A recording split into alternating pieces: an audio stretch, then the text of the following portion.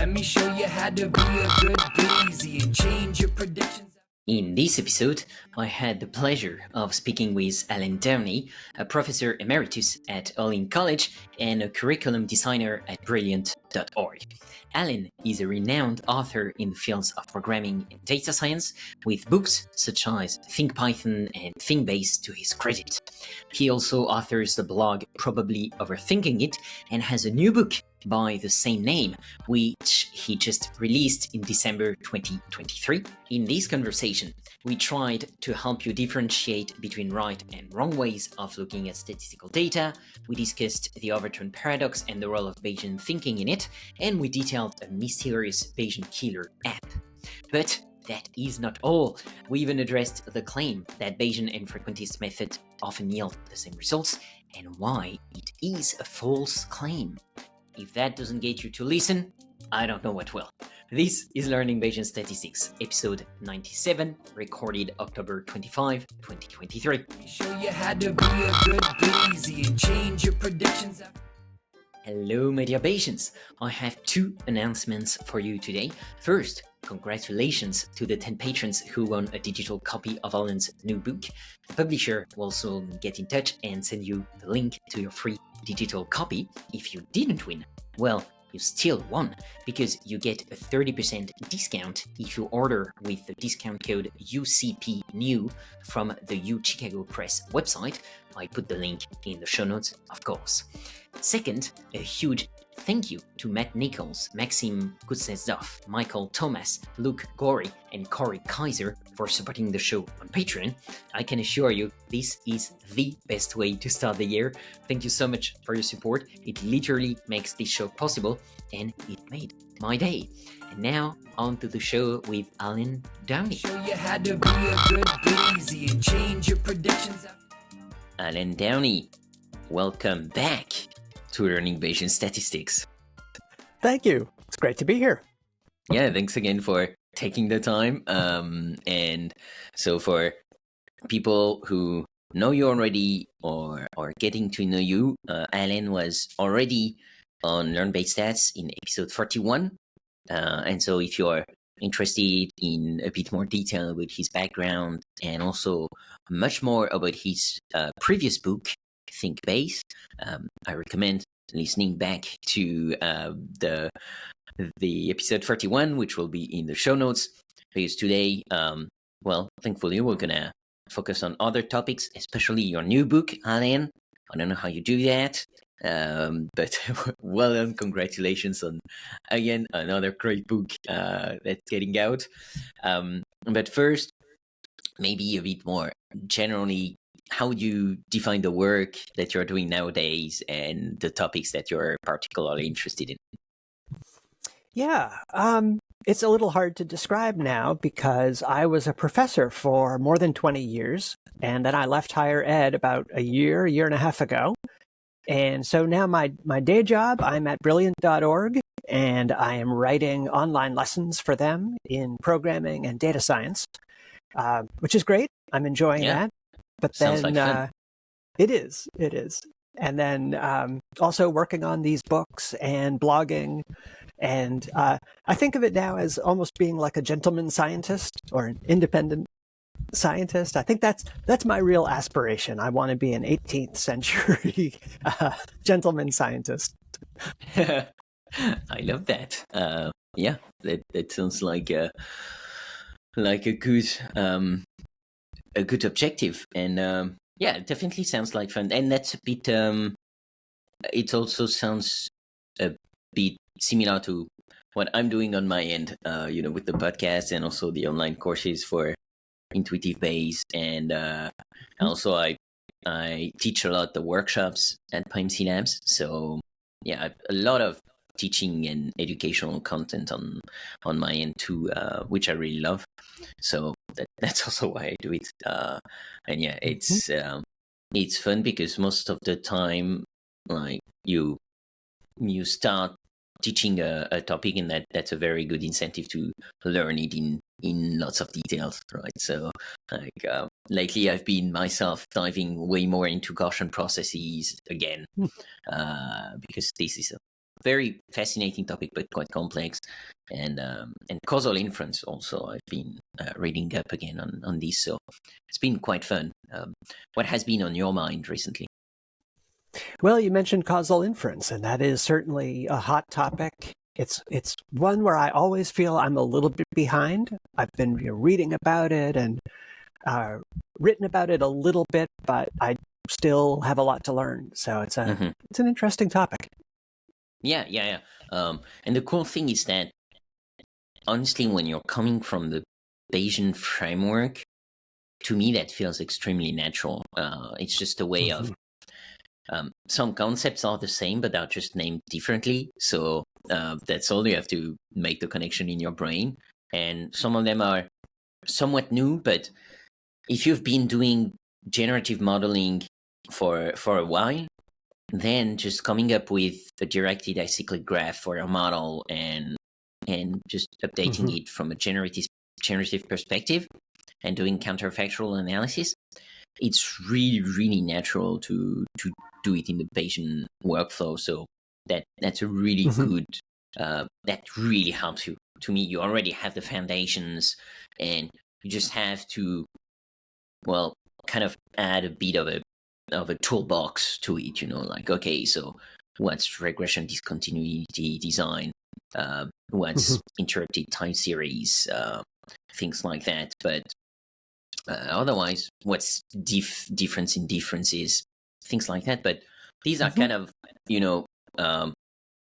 just techniques that you add on top of the foundations, but the concepts are pretty easy to pick up if you've been a Bayesian for a while. So I guess that's really the good news for people who are looking into that. It's not completely different from what you've been doing. No, I think that's right. And in fact, I have a recommendation for people if they're coming from Bayes and getting into causal inference. Judea Pearl's book, The Book of Why, follows exactly the progression that you just described, because he starts with Bayesian nets and then says, well, no, actually, that's not quite sufficient. Now, for doing causal inference, we need the next steps. So that was his professional progression, and it makes, I think, a good logical progression for learning these topics. Yeah, exactly. And well, funny enough, I've started rereading the Book of Why recently. I had read it like 2-3 years ago, and I'm reading it again because surely there are a lot of things that I didn't pick up at the time, didn't understand, and there are some stuff that are going to resonate with me more now that I have a bit more background, let's say, or some other people would say more wrinkles on my front head, but I don't know why they would say that, So, Alan, already getting off topic, but I really love that, and the causal inference stuff has been fun, and I'm teaching that next Tuesday. First time I'm going to teach 3 hours of causal inference, so it's going to be very fun. I can't wait for Excellent. it. Especially the live questions are fun, like you try to study the topic under all angles you consider, and then a student will come up with a question that you're like, I did not think about that. Let me come back to you. So that's really the fun stuff to me. As you say, I think every teacher has that experience that you really learn something when you teach it. Oh, yeah. I mean, definitely. That's really one of the best ways for me to learn. Having a deadline, first, like I have to teach that stuff. And then, having a way of talking about the topic, whether that's teaching or presenting, is really one of the most efficient ways of learning, at least to me. Because I don't have the personal discipline to just learn for the sake of learning. That doesn't really happen for me. Yeah.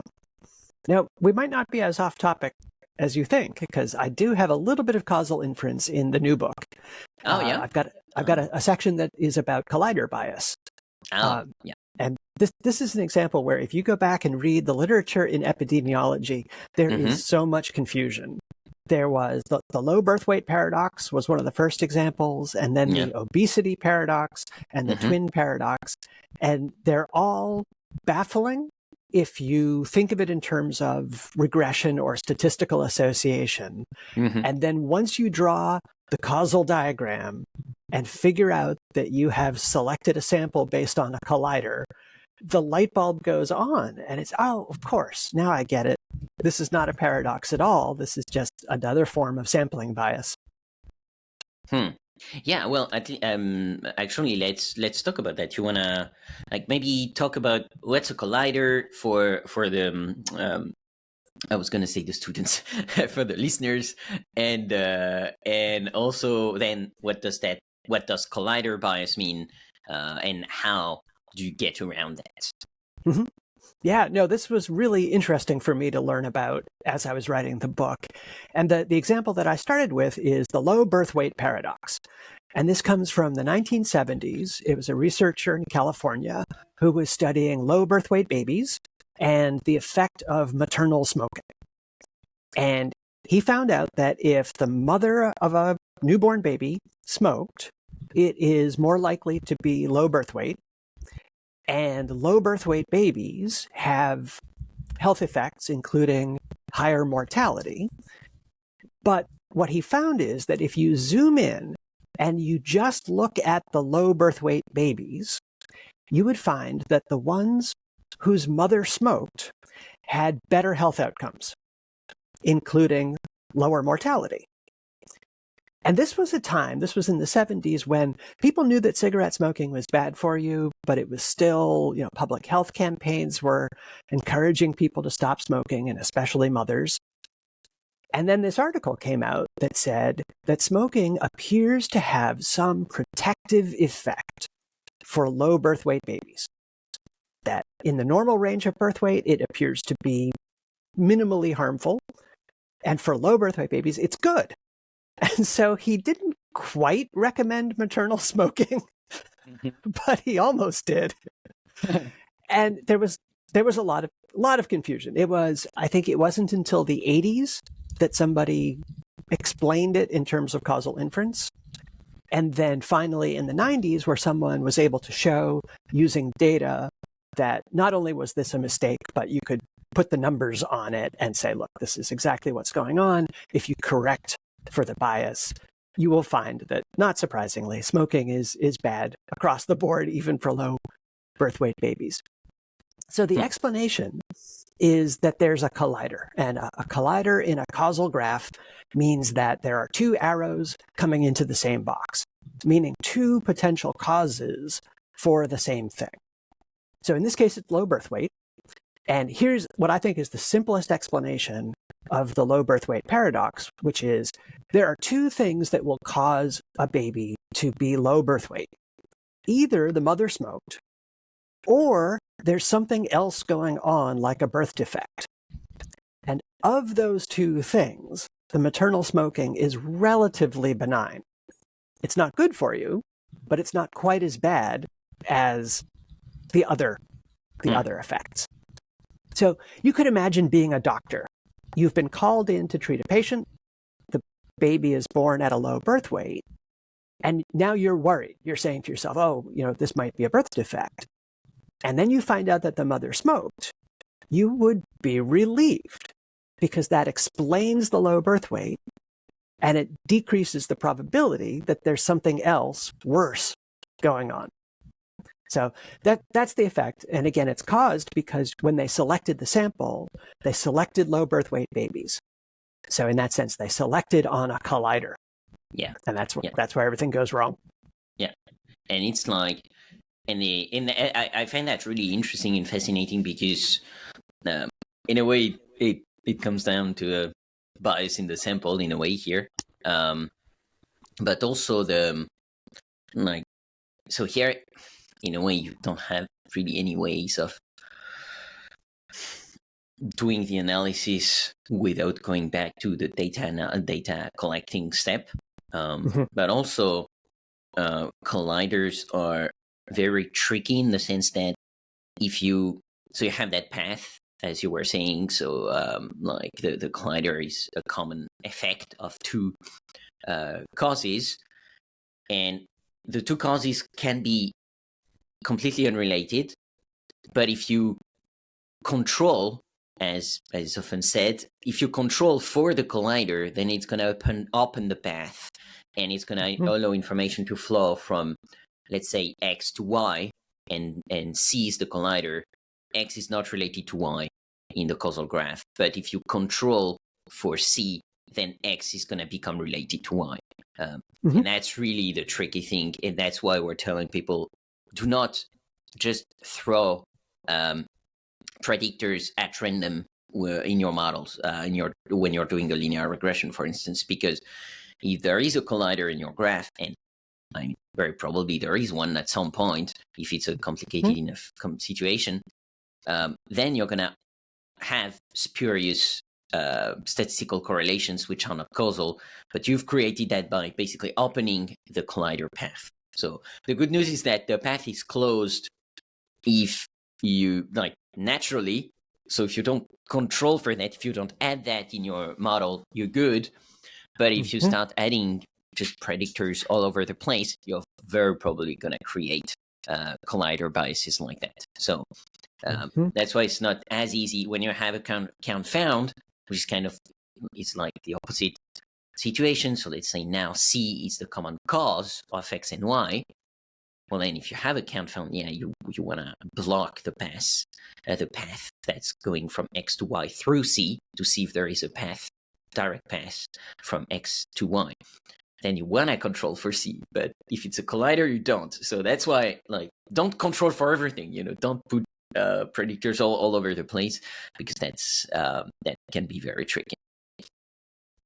Yeah, and I think that's a really valuable insight, because when people start playing with regression, sure, they just, you add more to the model, more is better.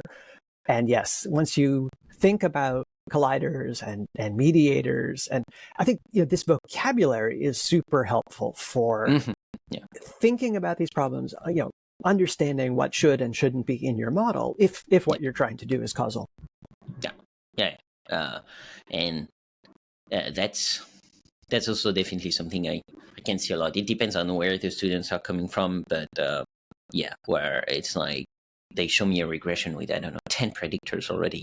And they're like, it's weird, the model doesn't make really sense. And I'm like, wait, did you try with less predictors? Like, did you just do first a model with just an intercept and then build up from that? And no, often it turns out it's the first version of the model with 10 predictors. So you're like, oh, wait. Like, it's, look at that again from another perspective, from a more minimalist perspective. But that's awesome. That I really love that you're talking about that in the book. So I recommend people then looking at it, because it's not only very interesting, it's also very important if you're looking into, are my models telling me something valuable? Are they helping me understand what's going on, or is it just something that helps me predict better? But other than that, I cannot say a lot. So definitely, listeners, refer to that. And actually, your editor was really kind to me, Alan, because, first 10 of the patrons are going to get the book for free at random. So thank you so much. And also, if you go to the link that you have in the show notes, you can buy the book at a 30% discount. So even if you don't win, you will win. So definitely go there and buy the book, or if you're a patron, enter the random draw, and we'll see what randomness has in stock for you. And actually, so we already started diving in one of your chapters, but maybe let's take a step back and can you provide an overview of your new book that's called Probably Overthinking It, and what inspired you to write it? Yeah, well, Probably Overthinking It is the name of my blog from more than 10 years ago. And so one of the things that got this project started was kind of a greatest hits from the blog. There were a number of articles that had either got a lot of attention, or where I thought there was something really important there that I wanted to collect and present a little bit more completely and more carefully in a book. So that's what started it.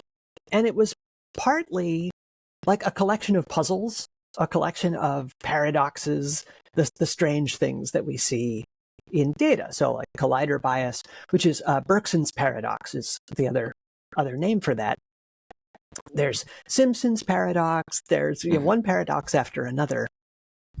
And that's when I started. I thought that was what the book was going to be about. It was, here are all these interesting puzzles. Let's think about them. But then what I found in every chapter was that there was at least one example that bubbled up where these paradoxes were having real effects in the world. Like people were getting things genuinely wrong, and those errors had consequences for public health, for criminal justice, for all kinds of real things that affect real lives. Yeah. And that's where the book kind of took a turn toward not so much the paradox because it's fun to think about, although it is, but the places where we use data to make better decisions and get better outcomes, and then a little bit of the warnings about what can go wrong when we make some of these errors. And most of them boil down, when you think about it, to one form of sampling bias or another. That should be the subtitle of this book, is like 12 chapters of sampling bias. Yeah, I mean, that's really interesting to see that a lot of problems come from sampling biases, which is kind of almost disappointing in the sense that it sounds really simple, right? But I mean, as we can see in your book, it's maybe easy to understand the problem, but then solving it is not necessarily easy. So that's one thing. And then I'm wondering, how would you say probably Overthinking It helps readers differentiate between the right and wrong ways of looking at statistical data? Yeah, I think there are really two messages in this book. And one of them is the optimistic view that we can use data to answer questions and settle debates and make better decisions. And we will be better off if we do. And most of the time, it's not super hard. If you can find or collect the right data, most of the time you don't need fancy statistics to answer the questions you care about with the right data, and usually a good data visualization. You can show what you want to show in a compelling way. So that's the good news. And then the bad news is these warnings. And I think the key to these things is to think about them and to see a lot of examples. And I'll take like Simpson's paradox as an example. If you take an intro stats class, you might see one or two examples. And I think you come away thinking that it's just weird. Like, oh, those were really confusing, and I'm not sure I really understand what's happening. Yeah.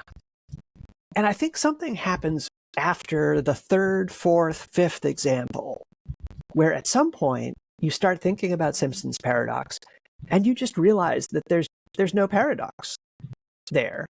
It's just a thing that can happen because why not? If you have different groups and you plot a line that connects the two groups, that line might have one slope. And then when you zoom in and look at one of those groups in isolation and plot a line through it, there's just no reason that second line within the group should have the same slope as the line that connects the different groups. And so I think that's an example where when you see a lot of examples, it changes the way you think about the thing. Not from, oh, this is a weird, confusing thing, to, well, actually, it's not a thing at all. The only thing that was confusing is that my expectation was wrong. Yeah, true. Yeah, I love that. And I agree. I always found it a bit weird to call all these phenomenon paradoxes in a way, because as you're saying, it's more our prior expectation that makes it a paradox. Whereas, why should nature obey our simple minds and priors. There is nothing that says it should, and so most of the time it's just that, reality is not the way we thought it was. That's okay, and I mean, in a way, thankfully, otherwise it would be quite boring. But that's a bit like when data is dispersed a lot. There is a lot of variability in the data, and then we tend to say data is over dispersed, which I always find weird. It's like, well, it's not the data that's over dispersed; it's the model that's under dispersed. The data doesn't have to do anything; it's the model that has to adapt to the data. So just adapt the model. But yeah, it's a fun way of phrasing it. Whereas it's like it's the data's fault. But no, not really. It's just it's just a lot of variation. And that made me think, actually, the Simpson paradox, that also made me think about, did you see that recent paper from this year, so it's quite recent for a paper, from Andrew Gellman, Jessica Hallman, and Lauren Kennedy about the causal quartets? No, I missed it. Awesome. Well, I'll send that away, and I'll put that on the show notes. But basically, the idea is taking Simpson's paradox, but instead of looking at it from a correlation perspective, looking at it from a causal perspective. And so that's basically the same thing. It's different ways to get the same average treatment effect. So, like Simpson's paradox, where you have 4 different data points and you get the same correlation between them. Well, here you have 4 different causal structures that give you different data points. But if you just look at the average treatment effect, you will think that it's the same for the 4, whereas it's not. So the point is also, well, that's why you should not only look at the average treatment effect, right? Look at the whole distribution of treatment effects, because if you just look at the average, you might be in a situation where the population is really not diverse, and then, the average treatment effect is something representative. But what if you're in a very dispersed population, and the treatment effects can be very negative or very positive, but then if you look at the averages, it looks like there is no average treatment effect. So then you could conclude that there is no treatment effect, whereas there is actually a big treatment effect, just that when you look at the average, it cancels out. So, like the idea of the paper is the main idea is that, and that's, I think this will be completely trivial to you, but I think it's a good way of teaching this, where if you just look at the average, you can get beaten by that later on, because basically, if you're average, you summarize, and if you summarize, you're looking some information somewhere. So you have to cut some dimension of information to average naturally. So if you do that, it comes at a cost, and the paper does a good job at showing that. Yes, that's really interesting, because maybe coincidentally, this is something that I was thinking about recently, looking at the evidence for pharmaceutical treatments for depression. There was a meta-analysis a few months ago that really showed quite modest treatment effects, that the average is not great. And the conclusion that the paper drew was that the medications were effective for some people, and they said something like 15%, which is also not great, but effective for 15% and ineffective or minimally effective for others. And I was actually surprised by that result, because it was not clear to me how they were distinguishing between having a very modest effect for everybody, or a large effect for a minority that was averaged in with a 0 effect for everybody else, or even the example that you mentioned, which is that you could have something that's highly effective for one group and detrimental for another group. And exactly as you said, if you're only looking at the mean, you can't tell the difference. Yeah. But what I don't know, and I still want to find out, is in this study, how did they draw the conclusion that they drew, which is they specified that it's effective for 15% and not for others. So yeah, no, I'll definitely read that paper and see if I can connect it with that research I was looking at.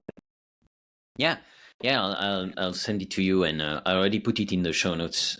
So for people who want to dig deeper, and I mean that's a very common pitfall, especially in the social sciences, where doing big experiments with lots of subjects is hard and very costly, and so often you're doing inferences on very small groups. And that's even more complicated to just look at the average treatment effect. It can be very problematic. And interestingly, I talked about that. I mentioned that paper first in episode 89 with Eric Trexler, who works on the science of nutrition and exercise, basically. And so in this field, especially, it's very, very hard to have big samples when they do experiments. And so most of the time, they have 10, 20 people per group. And it's like each time I read that literature, first, they don't use patient stats a lot. And I'm like, with so low sample sizes, I'm like, yeah, you should use more, use BRMS, use Bambi if you don't really know how to do the models, but really you should. And also, if you do that, and then you also only look at the average treatment effects, I'm guessing you have big uncertainties on the conclusions you can draw. Mm-hmm. So yeah, I will put that episode also in the show notes for people who want to refer to it. That was a very interesting episode where we talked about exercise science, nutrition, how that relates to weight management, and how from an anthropological perspective, also how the body reacts to these effects. So how your body mostly will fight you when you're trying to lose a lot of weight, but doesn't really fight you when you gain a lot of weight. And that's also very interesting to know about these things, especially with the rampant amount of obesity in the Western societies, where it's really concerning. And so these science helps understand what's going on and how also we can help people getting to more into trajectories that are better for their health, which is the main point basically of that research. Mm-hmm. And so I'm also wondering, if your book, when you wrote it, and especially now that you've written it, what do you see as the key takeaways for readers, and especially for readers who may not have a strong background in statistics? Mm-hmm. Well, part of it is I hope that it's empowering, in the sense that people will feel like they can use data to answer questions. Mm-hmm. As I said before, it often doesn't require fancy statistics. So there are two parts of this, I think. And one part is, as a consumer of data, you don't have to be powerless. You can, read data journalism and understand the analysis that they did, interpret the figures, and maintain an appropriate level of skepticism. In my classes, I sometimes talk about this skeptometer, where if you believe everything that you read, that is clearly a problem. But at the other extreme, I often encounter students who have become so skeptical of everything that they read that they just won't accept an answer to a question ever. Because there's always something wrong with a study. You can always look at a statistical argument and find a potential flaw. Mm-hmm. But that's not enough to just dismiss everything that you read. If you think you have found a potential flaw, there's still a lot of work to do to show that actually that flaw is big enough to affect the outcome substantially. So I think one of my hopes is that people will come away with a well-calibrated skeptometer, which is to look at things carefully and think about the kinds of errors that there can be, but also take the win. If we have the data and we come up with a satisfactory answer, you can, accept that question as provisionally answered. Of course, it's always possible that something will come along later and show that we got it wrong, but provisionally, we can use that answer to make good decisions. And by and large, we are better off. And this is my argument for evidence and reason, that by and large, if we make decisions that are based on evidence and reason, we are better off than if we don't. Yeah. Of course, I agree with that. It's like you're preaching to the choir. A difficulty. It shouldn't be controversial. No, yeah, for sure. A difficulty I have though is, how do you explain people they should care? Why do you think we should care about making decision based on data? Why is that even important? Because that's just more work. So why should people care? Well, that's where, as I said, in every chapter, something bubbled up where I was a little bit surprised and said, this thing that I thought was just kind of an academic puzzle actually matters. People are getting it wrong because of this. And there are examples in the book, several from public health, several from criminal justice, where we don't have a choice about making decisions. We're making decisions all the time. The only choice is whether they're informed or not. And so one of the examples, actually Simpson's Paradox is a nice example. Let me see if I remember this. It came from a journalist, and I deliberately don't name him in the book because I just don't want to give him any publicity at all. But the Atlantic magazine named him the pandemic's wrongest man because he made a career out of committing statistical errors and misleading people. And he actually features in 2 chapters because he commits the base rate fallacy in one, and then gets fooled by Simpson's paradox in another. And if I remember right, in the Simpson's paradox example, he looked at people who were vaccinated and compared them to people who were not vaccinated, and found that during a particular period of time in the UK, the death rate was higher for people who were vaccinated. The death rate was lower for people who had not been vaccinated. So on the face of it, okay, well, that's surprising. Okay, that's something we need to explain. It turns out to be an example of Simpson's paradox, which is the group that he was looking at was a very wide age range from, I think, 15 to 89 or something like that. And at that point in time, during the pandemic, by and large, the older people had been vaccinated and younger people had not, because that was the priority ordering when the vaccines came out. So in the group that he compared, the ones who were vaccinated were substantially older than the ones who were unvaccinated. And the death rates, of course, were much higher in older age groups. So that explained it. If you put a diverse range of ages together into one group, you saw one effect. And if you broke it up into small age ranges, that effect reversed itself. So it was a Simpson's paradox. If you appropriately break people up by age, you would find that in every single age group, death rates were lower among the vaccinated, just as you would expect if the vaccine was safe and effective. Yeah, and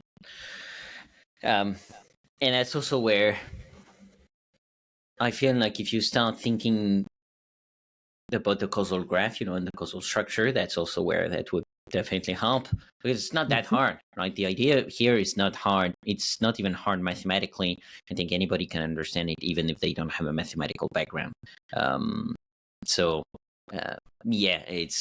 mainly that. And I think the most important point is that, it matters because it affects decisions in the real world. So that didn't have literally life and death consequences. And I'm glad you mentioned it, because you do discuss the base rate fallacy and its connection to Bayesian thinking in the book, right? Yes. Yeah, I think that might be the most Bayesian part of the book. It starts with the example that everybody uses, which is interpreting the results of a medical test.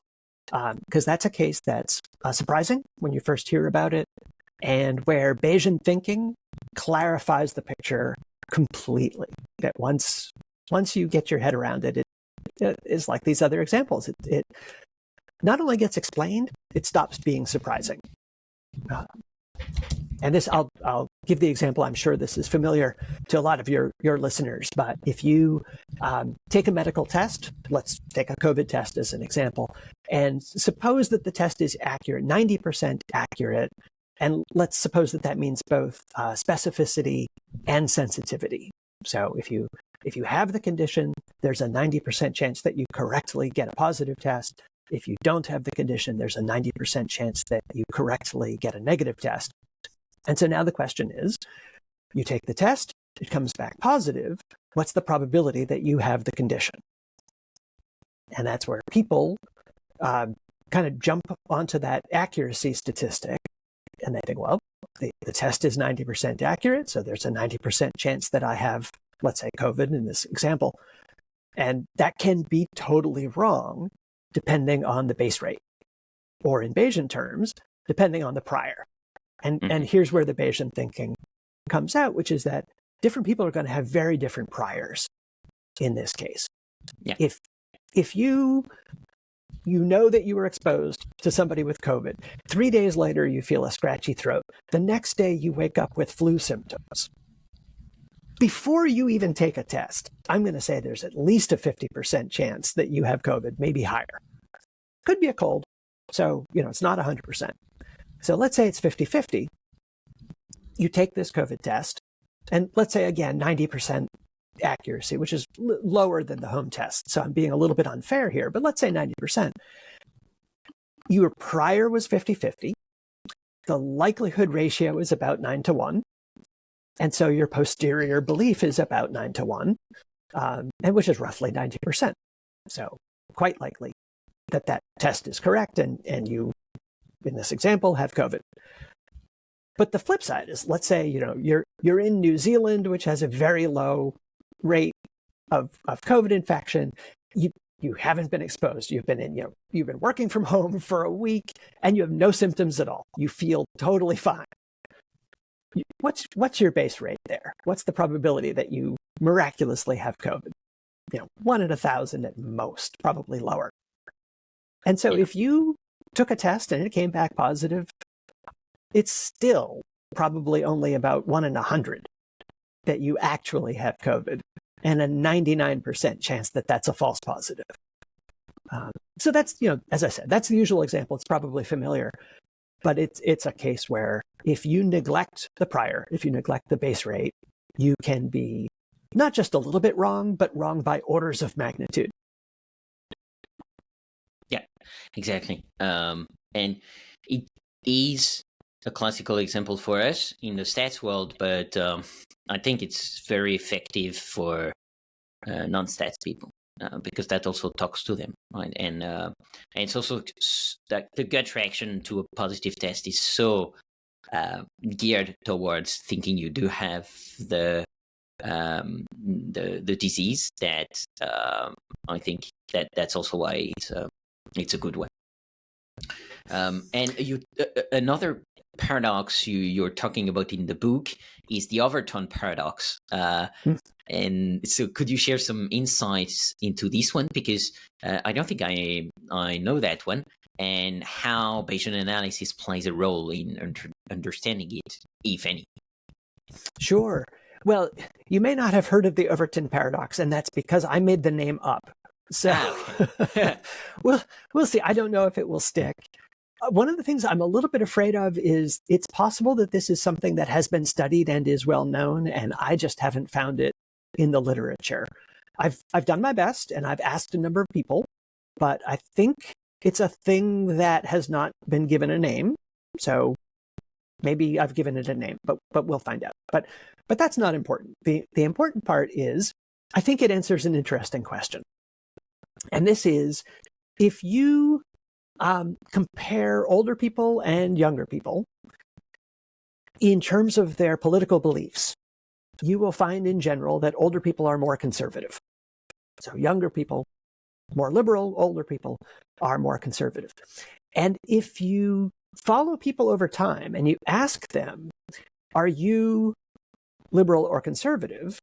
It crosses over. When people are roughly 25 years old, they are more likely to say liberal. By the time they're 35 or 40, they are more likely to say conservative.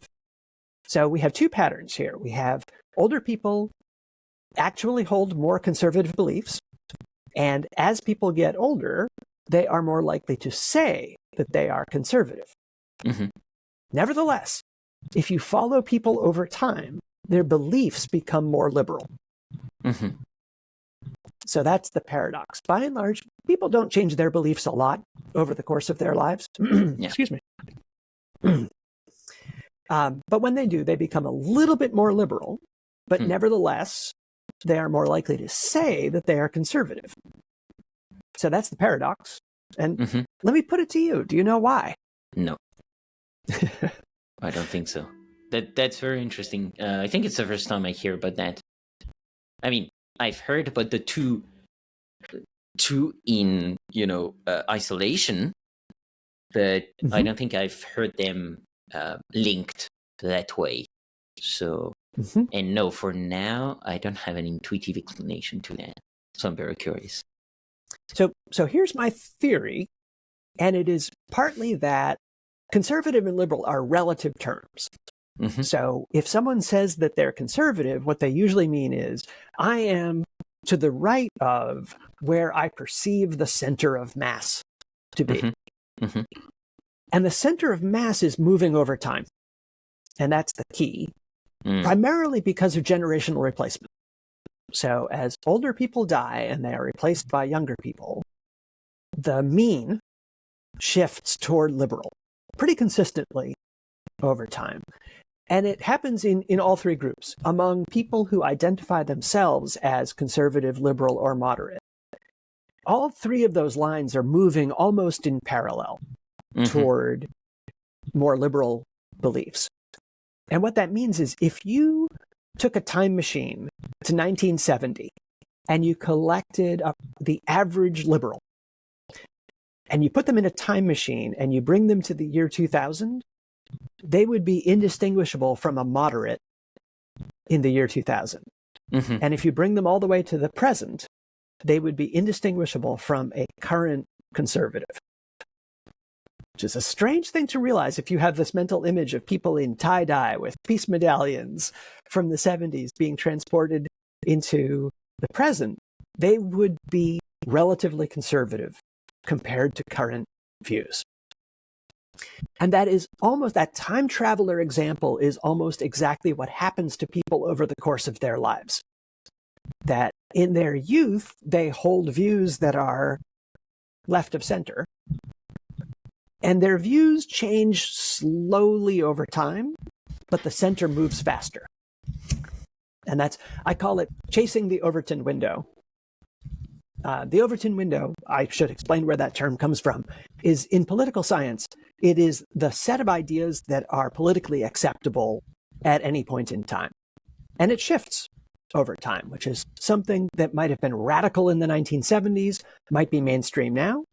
Yeah. And there are a number of views from the 70s that were pretty mainstream, like a large fraction. I don't think it was a majority, but I forget the number. It might have been 30% of people in the 1970s thought that mixed race marriages should be illegal.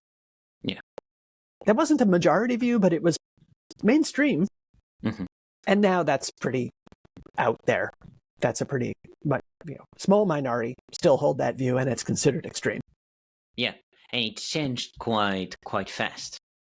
Yes. Also, like the acceptability of same-sex marriage really changed very fast. If you look in time series perspective. That's also a very interesting thing, that these opinions can change very fast. Okay. Yeah. I understand. It's kind of like how you define liberal and conservative in a way explains that paradox. Mm-hmm. Very And interesting. that's something, this is a little speculative, but that's something that might have accelerated since the 1990s. That in many of the trends that I saw between 1970 and 1990, they were relatively slow and they were being driven by generational replacement. That by and large, people were not changing their minds.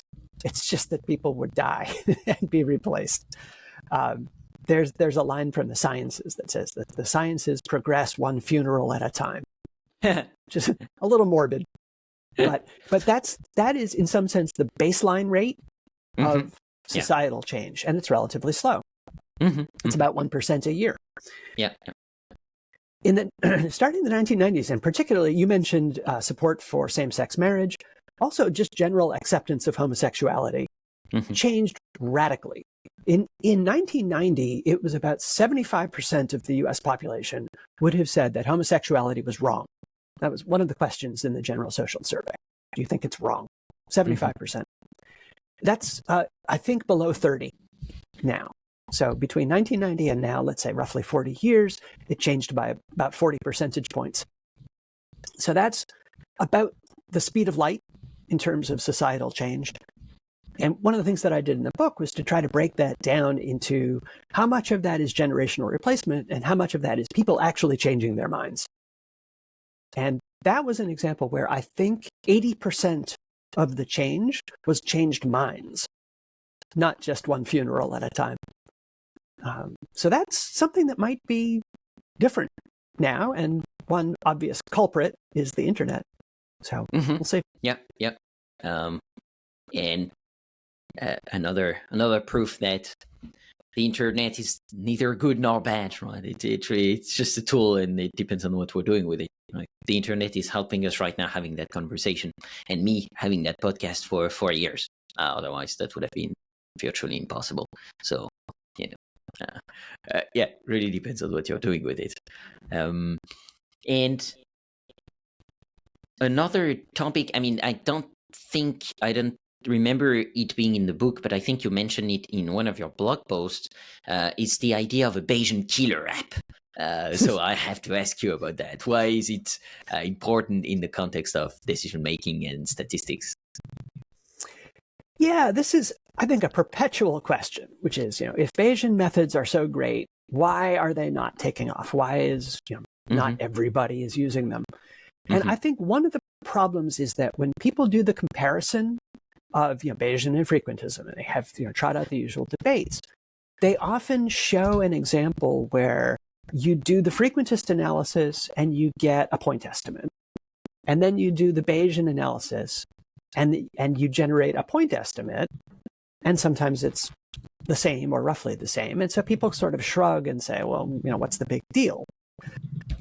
The problem there is that when you do the Bayesian analysis, the result is a posterior distribution that contains all of the information that you have about whatever it was that you were trying to estimate.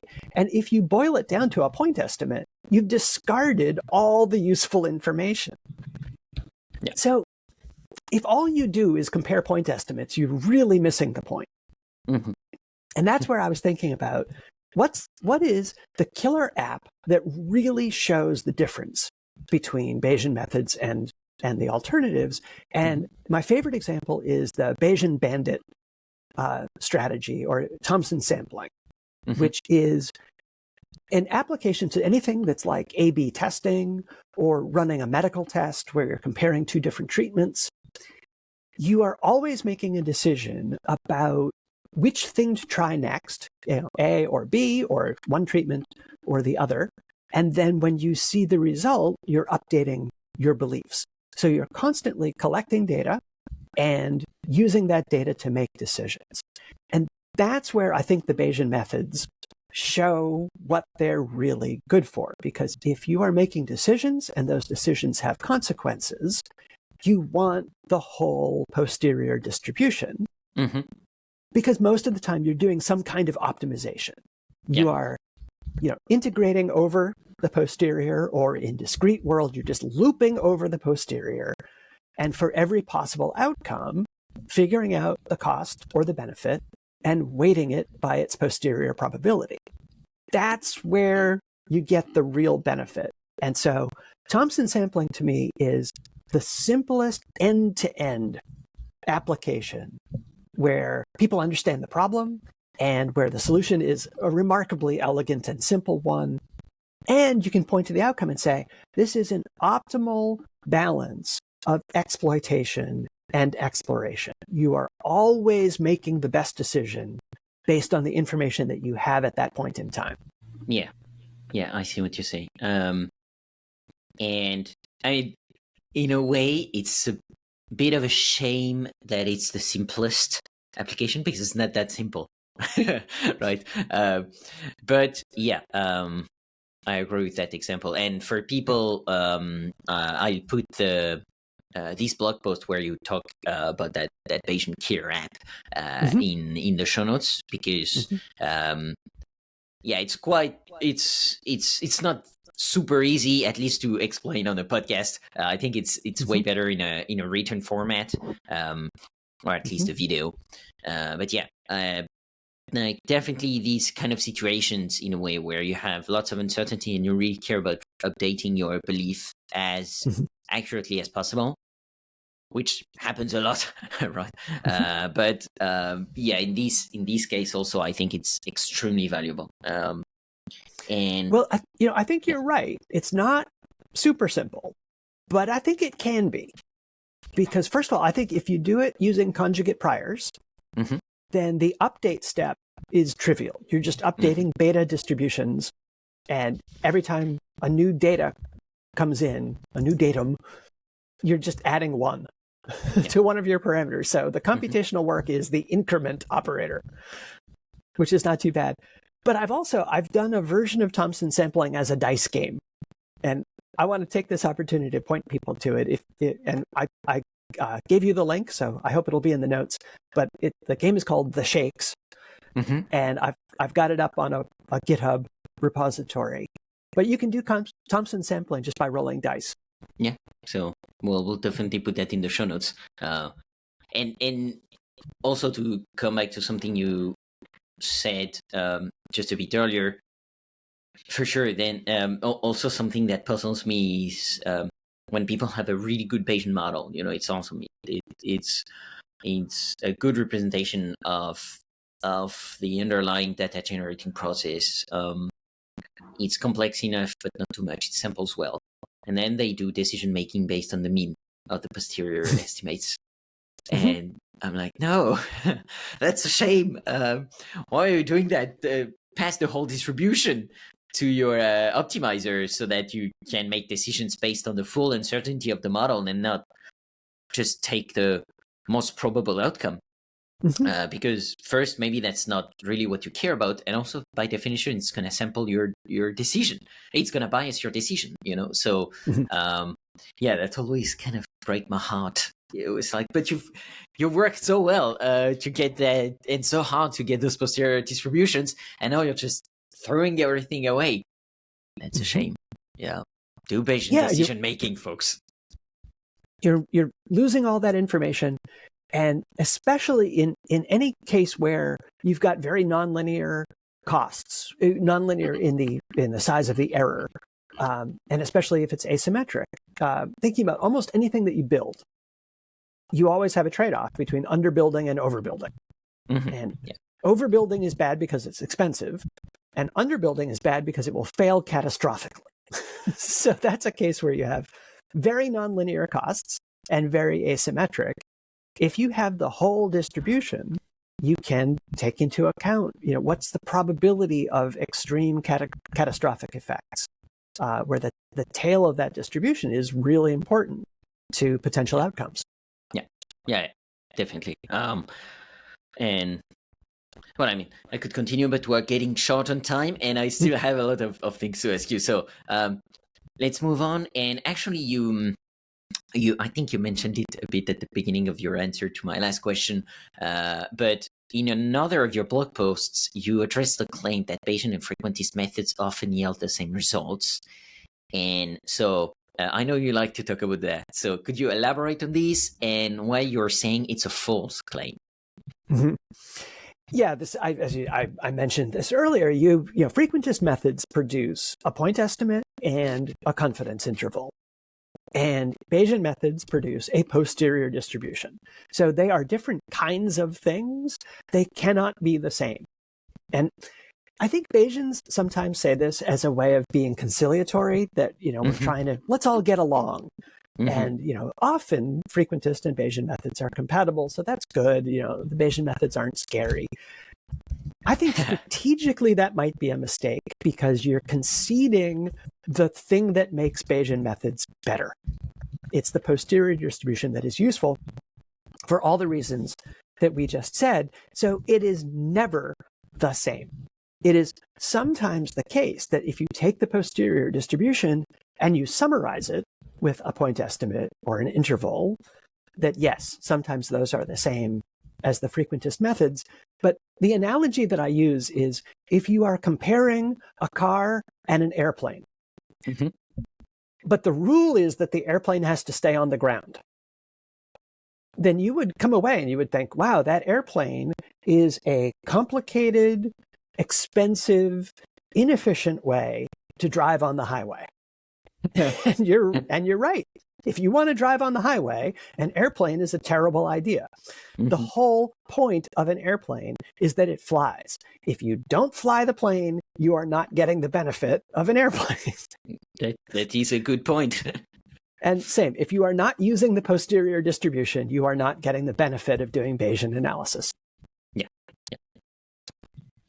Yeah, exactly. And so I hope all the people who drive airplanes on the highway heard you well. And actually, a related question is that you can really see, and I think I do, and I'm probably sure, I'm sure you do in the work you do see many practitioners that might be hesitant to adopt Bayesian methods due to some perceived complexity most of the time. So I wonder, in general, what resources or strategies you recommend to those who want to learn and apply Bayesian techniques in their work. Yeah, I think Bayesian methods get the reputation for complexity, I think largely because of MCMC.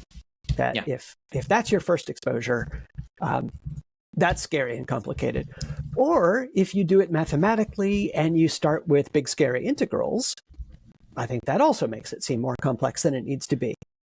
I think there are a couple of alternatives. And the one that I use in Think Bayes is everything is discrete and everything is computational. So all of those integrals become for loops or just array operations. And I think that helps a lot. So those are using grid algorithms. And I think grid algorithms can get you a really long way with very little tooling, basically arrays. You lay out a grid, you compute a prior, you compute a likelihood, you do a multiplication, which is usually just an array multiplication, and you normalize, divide through by the total. That's it. That's a Bayesian update. So I think that's one approach. The other one, I would consider an introductory stats class that does everything using Bayesian methods, using conjugate priors, and don't derive anything. Don't compute why the beta binomial model works. But if you just take it as given that when you are estimating a proportion, you run a bunch of trials and you'll have some number of successes and some number of failures. Let's call it A and B. You build a beta distribution that has the parameters A plus 1, B plus 1. That's it. That's your posterior. And now you can take that posterior beta distribution and answer all the questions. What's the mean? What's a confidence or credible interval? But more importantly, like, what are the tail probabilities? What's the probability that I could exceed some critical value? Or, again, loop over that posterior and answer interesting questions with it. You could do all of that on the first day of a statistics class. and use a computer, because we can compute scipy.stats.beta will tell you everything you want to know about a beta distribution. Day one of a stats class, that's estimating proportions. It's everything you need to do. And it handles all of the weird cases. Like if you want to estimate a very small probability, it's okay. You can still get a confidence interval. It's all perfectly well behaved. Yeah. If you have an informative prior, sure, no problem. Just, start with some pre-counts in your beta distribution. Mm-hmm. Mm-hmm. So day one, estimating proportions. Day two, estimate rates. You could do exactly the same thing with a Poisson gamma model. And the update is just as trivial. And you could talk about Poisson distributions and exponential distributions and estimating rates. My favorite example is I always use either soccer, football, or hockey as my example of goal scoring rates. And you can generate predictions. You can say, what are the likely outcomes of the next game? What's the chance that I'm going to win?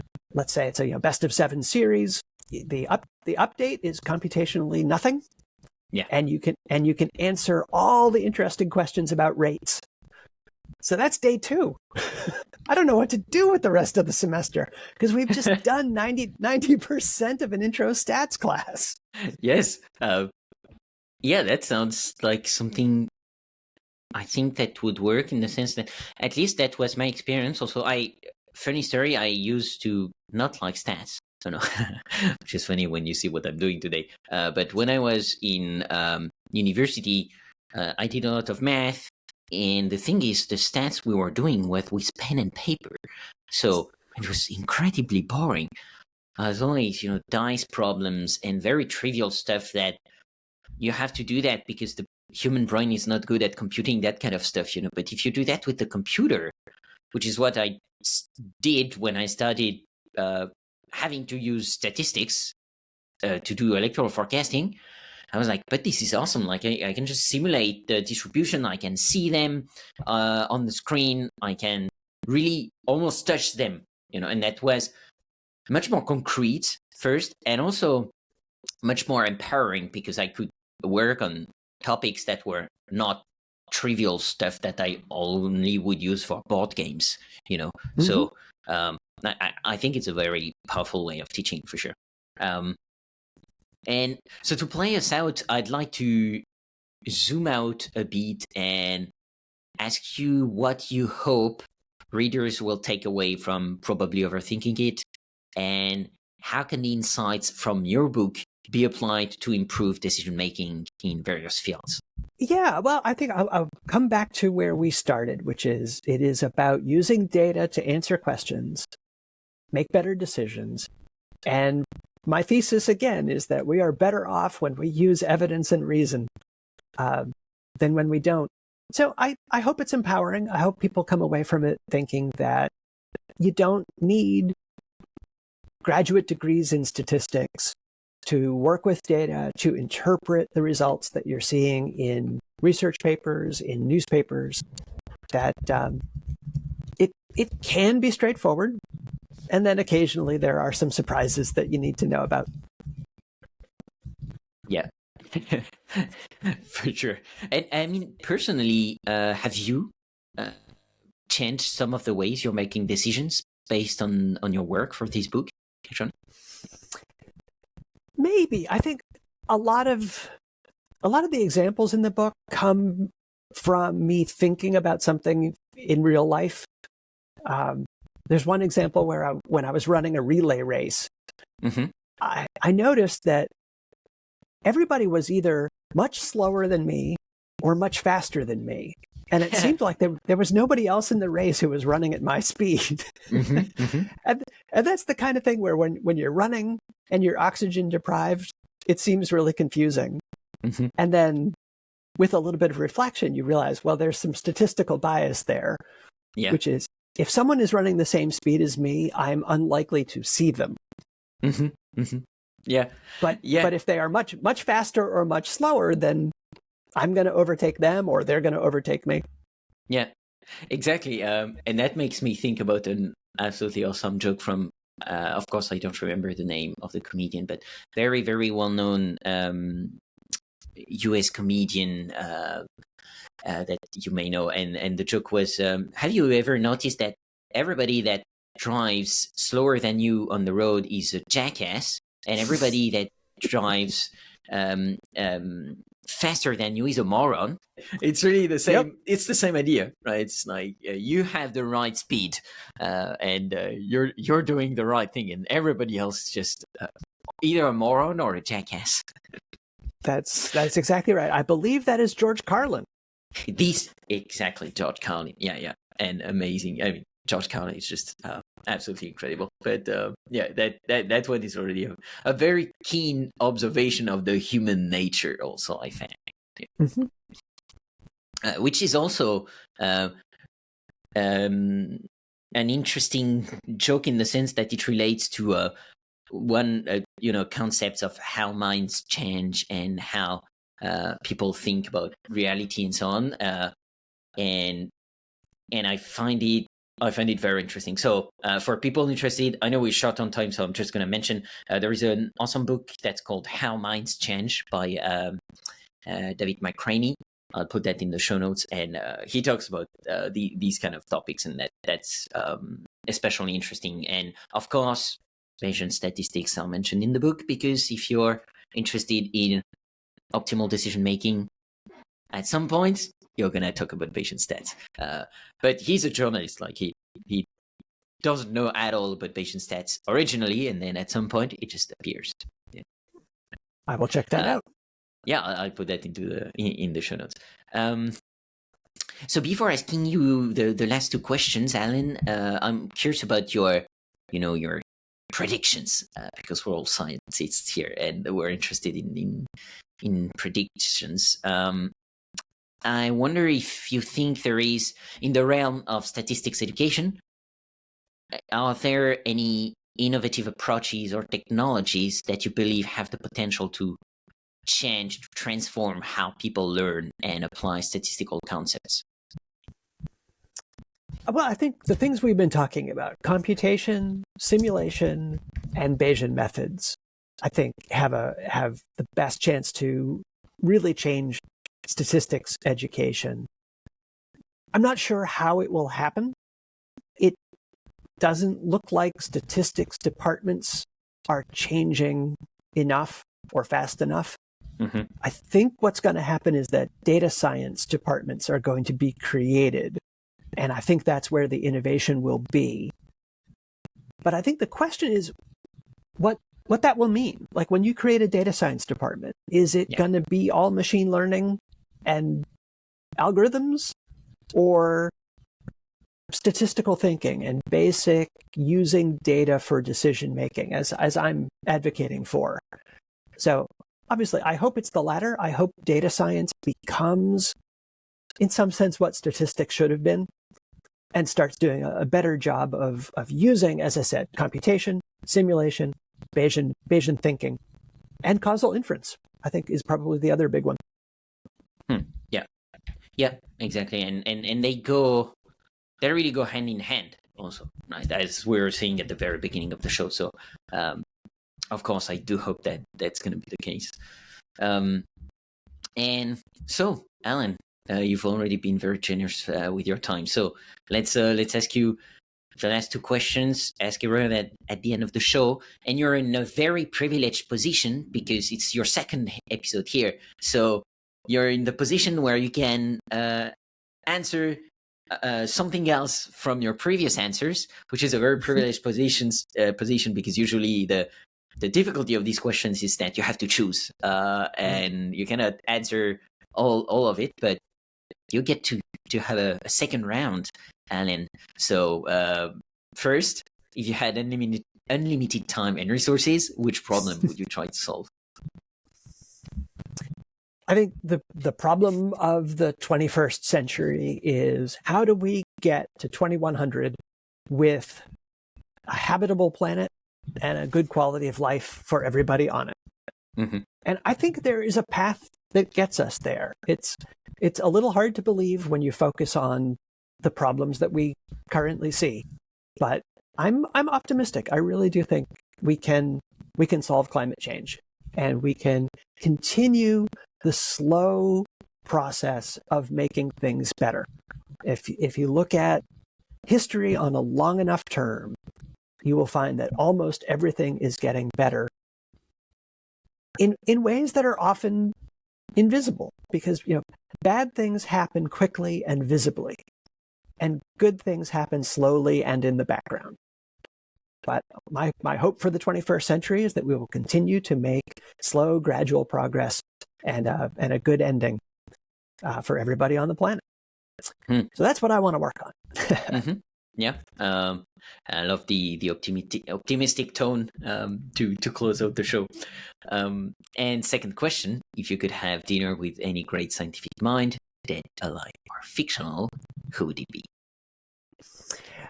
I think I'm going to argue with the question, because I think it's based on this idea of great scientific minds, which is a little bit related to the great person theory of history, which is that big changes come from unique, special individuals. And I'm not sure I buy it. I think the thing about science that is exciting to me is that it is a social enterprise. It is intrinsically collaborative. It is cumulative. And the people that we identify as making large contributions, I think very often is the right person in the right place at the right time. And I think often they deserve that recognition. But even then, I'm going to say it's the system. It's the social enterprise of science that makes progress. So I want to have dinner with the social enterprise of science. Well, you call me if you know how to do that. Yeah, I mean, joking aside, I completely agree with you. And I think also it's a very good reminder to say it right now, because we're recording very close to the time where Nobel Prizes are awarded. And yeah, these participate in the, fame, like making science basically kind of like another movie industry, or industries like that are plagued by just fame and all that comes with it. And yeah, I completely agree that this is especially a big problem in science, because scientists are often specialized in a very small part of their field, and when usually for me it's a red flag, and that happens a lot happened a lot in COVID, where some scientists started talking about epidemiology, whereas it was not their